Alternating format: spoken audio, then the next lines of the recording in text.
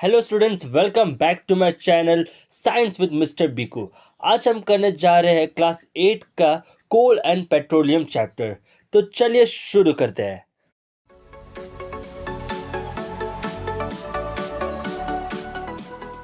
तो चैप्टर की शुरुआत होती है नेचुरल रिसोर्स के मीनिंग के साथ। तो नेचुरल रिसोर्स क्या है? ये वो रिसोर्स है जो हमें अपने नेचर से मिलती है सो दैट कि हम अपने डेली नीड्स पूरा कर सके। इसके एग्जांपल की मैं बात करूँ तो यहाँ पे आपका दिया गया है air, water, sunlight, forest, mineral, coal and petroleum. अब इसके भी दो प्रकार है, एग्जॉस्टिबिलिटी रिसोर्स और इन एग्जॉस्टिबिलिटी रिसोर्स। सबसे पहले पढ़ते हैं हम इन एग्जॉस्टिबिलिटी रिसोर्स।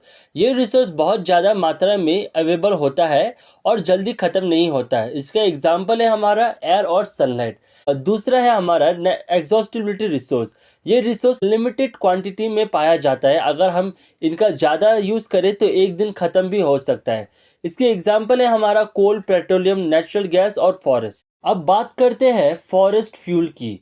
कोल, पेट्रोलियम और नेचुरल गैस को फॉसिल फ्यूल कहते हैं। ये मिलियंस ऑफ ईयर पहले मरे हुए जानवरों के शवों से बना होता है, इसलिए इन्हें बनने में बहुत लंबा समय लगता है और ये दोबारा जल्दी नहीं बनती। इसे नॉन रिन्यूएबल रिसोर्स भी कहा जाता है क्योंकि ये रिन्यू नहीं हो सकता। इसका एग्जाम्पल यहाँ पे दिया गया है कोल, पेट्रोलियम और नेचुरल गैस।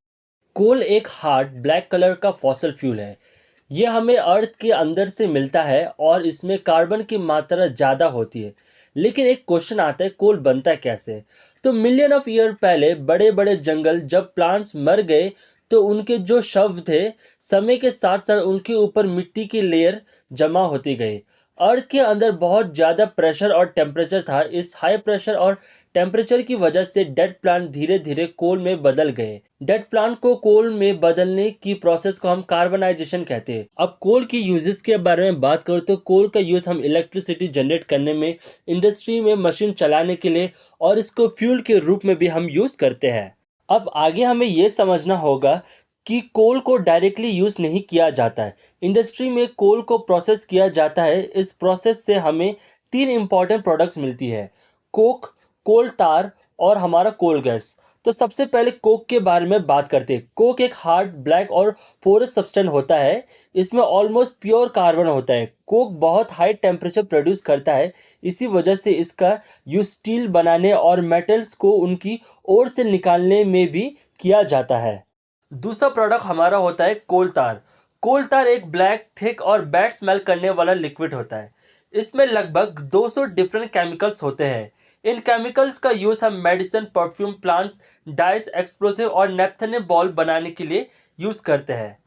और यहाँ पे मैंने एक नोट लिखा है कि आजकल रोड्स बनाने के लिए कोल तार की जगह हम बिटुनम का यूज़ करते हैं। अब बात करते हैं पेट्रोलियम की। पेट्रोलियम एक डार्क ब्राउन या येलो कलर का थिक लिक्विड है जो अर्थ के अंदर रॉक के बीच में पाया जाता है। अब सवाल वही है, पेट्रोलियम बनता है कैसे? तो same answer, million of year पहले समुंदर में बहुत छोटे छोटे प्लांट्स और एनिमल्स रहते थे।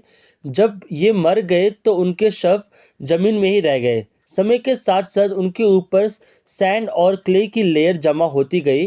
हाई प्रेशर और एब्सेंस ऑफ एयर में धीरे धीरे पेट्रोलियम में वो कन्वर्ट होने लगे। तो यहाँ पे नीचे एक चीज़ और लिखा है कि पेट्रोलियम को हम ब्लैक गोल्ड भी कहते हैं क्योंकि मार्केट में इसकी वैल्यू बहुत ज़्यादा है। Refining of petroleum.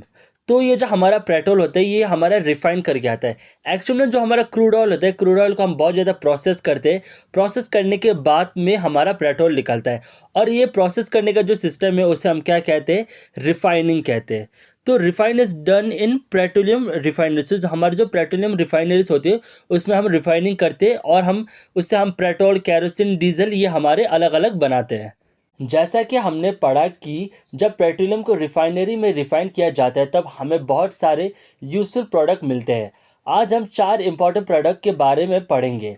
तो एलपीजी हमारा लिक्विफाइड पेट्रोलियम गैस। एलपीजी का यूज़ हमारे घरों में कुकिंग के लिए और इंडस्ट्रीज में फ्यूल के रूप में किया जाता है। दूसरा प्रोडक्ट है पेट्रोलियम। पेट्रोलियम का यूज़ मेनली कार, बाइक और कुछ एरोप्लेन्स में यूज़ किया जाता है। तीसरा प्रोडक्ट है हमारा डीजल। डीजल का use buses, truck, tractor, heavy vehicle और इलेक्ट्रिक जनरेशन के लिए किया जाता है। चौथा है हमारा प्रोडक्ट कैरोसिन। कैरोसिन का यूज़ स्टोव और लैंप में किया जाता है और कुछ कुछ जेट में हम ऐसा फ्यूल भी उसे यूज़ करते हैं। ये जो हमारे नेचुरल गैस और पेट्रोलियम होता है, इससे बहुत यूज़फुल केमिकल्स भी बनते हैं। इन केमिकल्स को हम पेट्रोकेमिकल्स कहते हैं।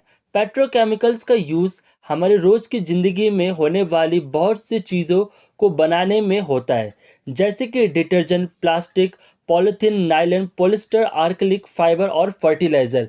इसीलिए हम कहते हैं कि पेट्रोलियम सिर्फ फ्यूल ही नहीं बल्कि बहुत सारे यूज़फुल प्रोडक्ट का सोर्स भी है। अब बात करते हैं नेचुरल गैस की।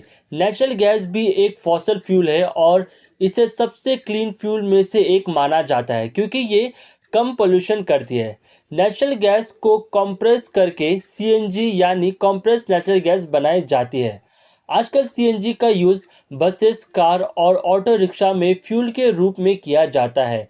नेचुरल गैस का यूज़ इलेक्ट्रिसिटी जनरेट करने, फर्टिलाइज़र बनाने और कई केमिकल बनाने में भी यूज़ होता है।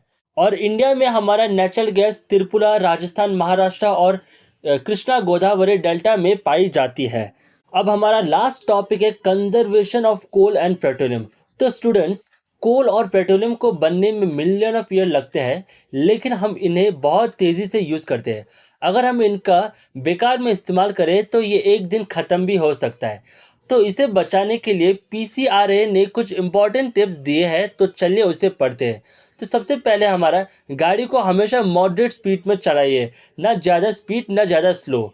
और ट्रैफिक सिग्नल पर इंजन बंद कर दीजिए। टायर्स में सही तरीके से प्रेशर रखिए और व्हीकल की रेगुलर सर्विसिंग करवाइए। तो लास्ट में मैं ये कहना चाहता हूँ कि आज हमने कोल, पेट्रोलियम और नेचुरल गैस के बारे में पढ़ा। ये हमारे जीवन के लिए बहुत इंपॉर्टेंट रिसोर्स है, लेकिन ये नॉन रिन्यूएबल रिसोर्स है और इन्हें दोबारा बनने में मिलियंस ऑफ ईयर लगते हैं। इसलिए हमें इनका इस्तेमाल समझदारी से करना चाहिए और जितना हो सके इन्हें बचाना चाहिए। इसी के साथ आज का चैप्टर मैं यही समाप्त करता हूँ। Thank you and like, share and subscribe.